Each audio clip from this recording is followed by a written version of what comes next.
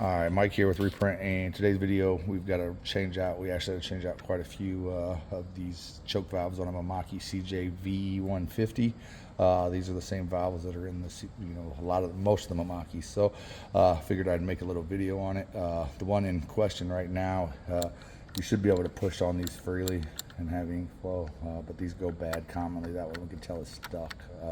Before we even started messing with the machine, we have to replace the print head. So this was the first area that we opened up just to make sure all of our choke valves were secure. So we're going to go ahead and replace that out, and I'll show you how you do it.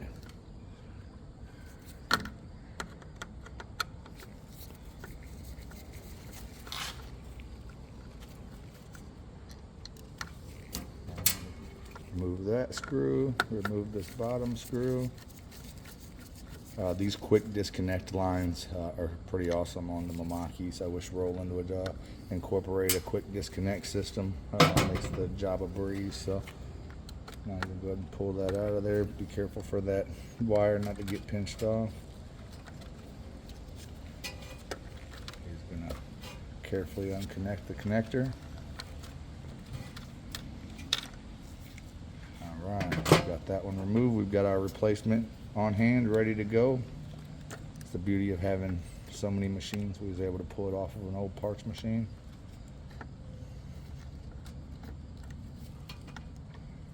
It's just that simple.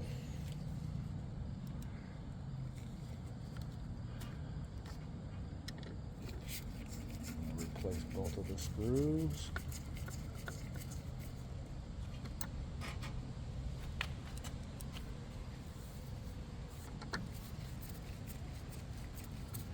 When replacing DX7 print heads, it's best to start checking other areas first before you put a $2,000 print head in the machine. So that's what we like to do. This machine someone's had their hand in and they've made a mess of, so we're trying to avoid ruining a $2,000 print head.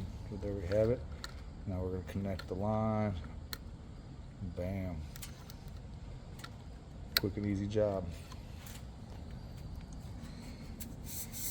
Thank you for watching. See you in the next video. Hopefully this helps.